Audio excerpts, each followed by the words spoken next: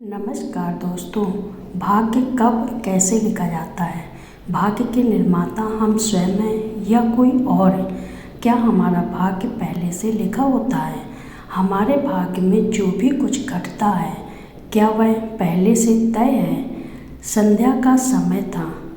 समुद्र की तेज लहरें द्वारिका के महल से टकराकर शोरगुल कर रही थी। वहीं गरुड़ राज अपने मन के सवालों से विचलित होकर श्री कृष्ण के पास आते हैं। गरुड़ का मुख देखकर कृष्ण भगवान बोले, गरुड़, आज तुम्हारे पंख स्थिर हैं, मुख पर उदासी है। क्या हुआ गरुड़? कोई सवाल तुम्हारे अंतर्मन को विचलित कर रहा है। तभी गरुड़ ने कहा, भगवान, मैं जानना चाहता हूँ कि मनुष्य के भाग्य में जन्म से मृत्यु तक जो भी घटता या घटती है क्या वह पहले से ये तय होती है? मृत्यु और जन्म ही एक ऐसा सत्य है जिसे कोई टाल नहीं सकता, लेकिन हमारा भाग्य हमारे जन्म से पहले लिखा जाता है या जन्म के बाद?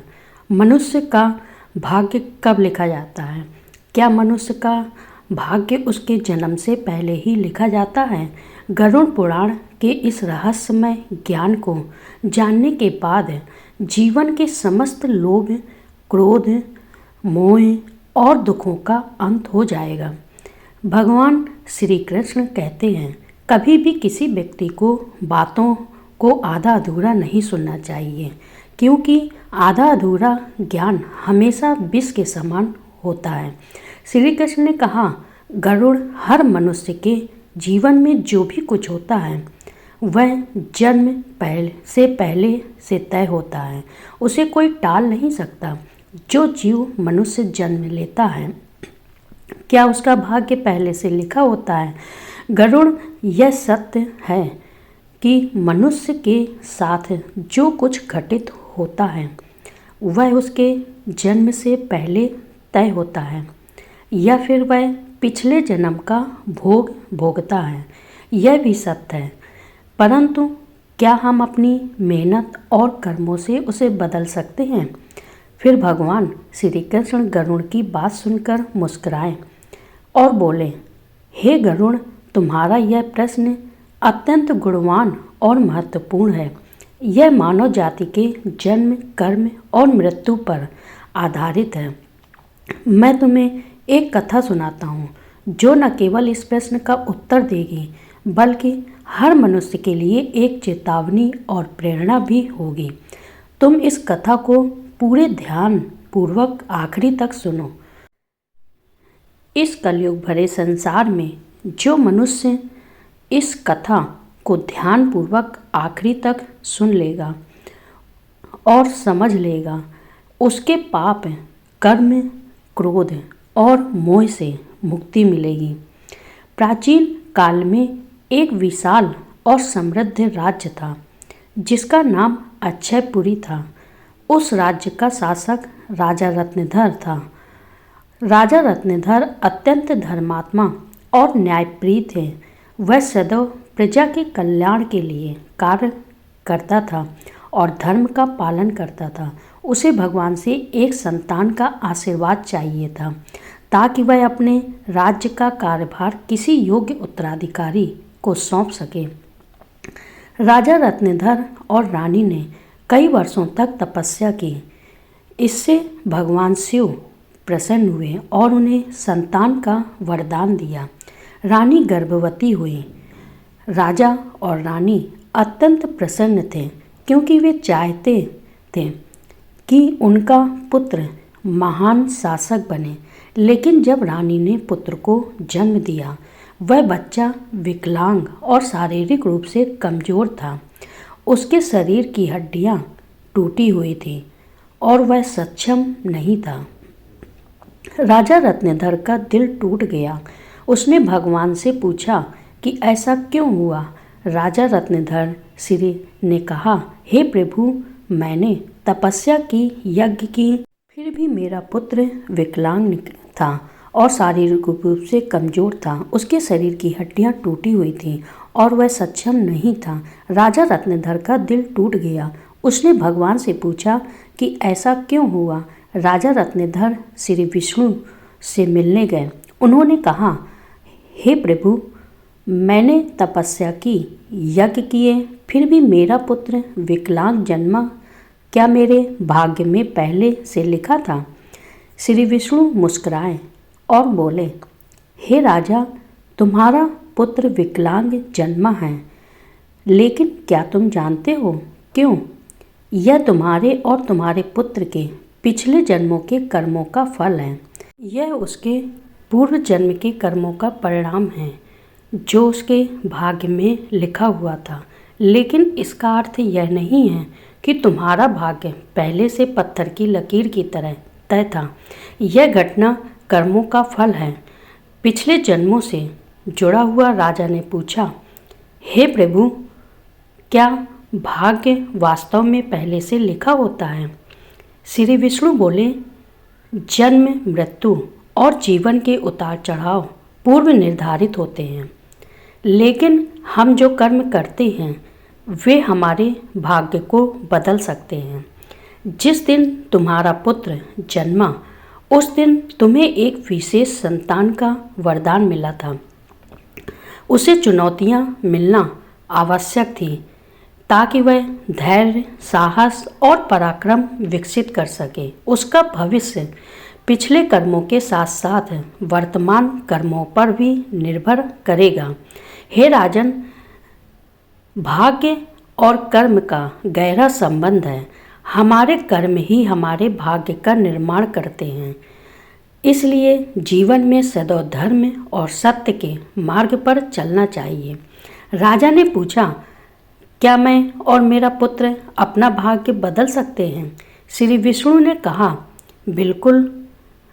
यदि तुम अपने पुत्र को साहस, धैर्य और आत्मविश्वास दोगे तो वह अपना भाग्य बदल सकता है।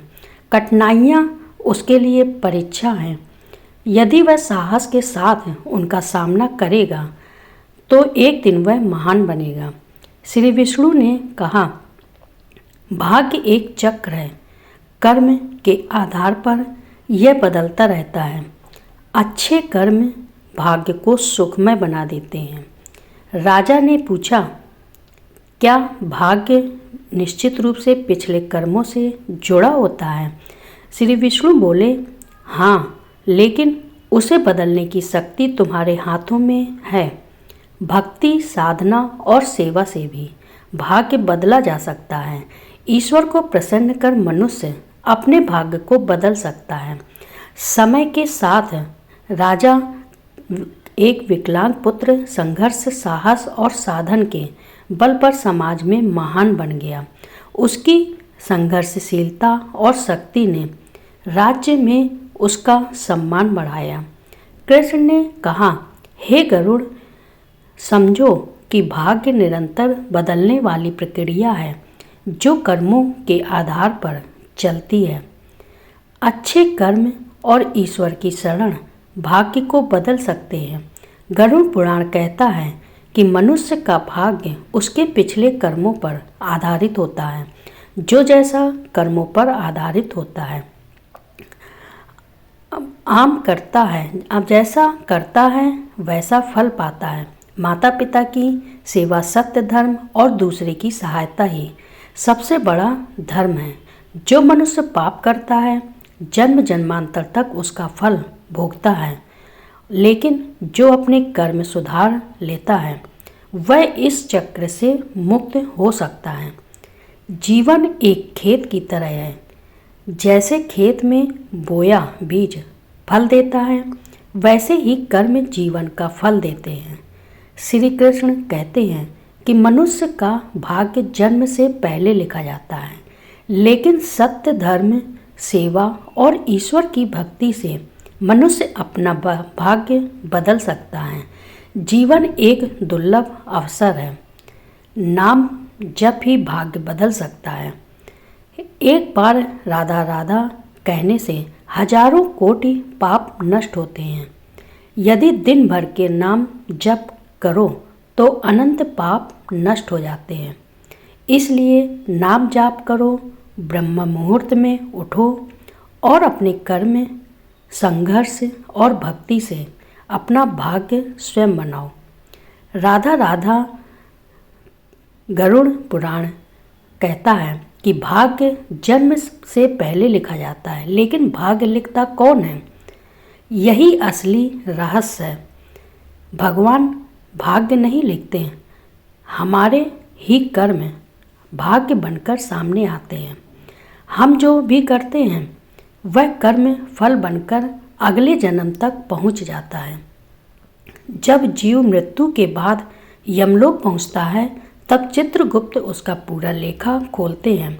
कौन सा कर्म किया, किस भावना से किया, सबका पूरा हिसाब सामने रखा जाता है।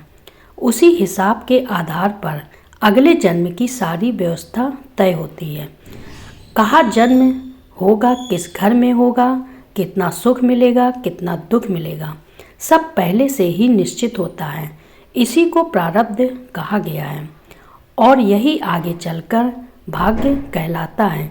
इसलिए भाग्य कोई बाहरी शक्ति नहीं लिखती, भाग्य हम खुद करके जाते हैं। कुछ प्रारब्ध स्थिर होता है जिसे बदला नहीं जा सकता, लेकिन बहुत बड़ा भाग्य आज के कर्मों से बदल सकता है। गरुड़ पुराण का स्पष्ट संदेश है, कर्म करो, अच्छे कर्म करो, यही भविष्य का भाग्य बनेंगे। आज जैसा बोगे कल वैसा ही फल पाओगे।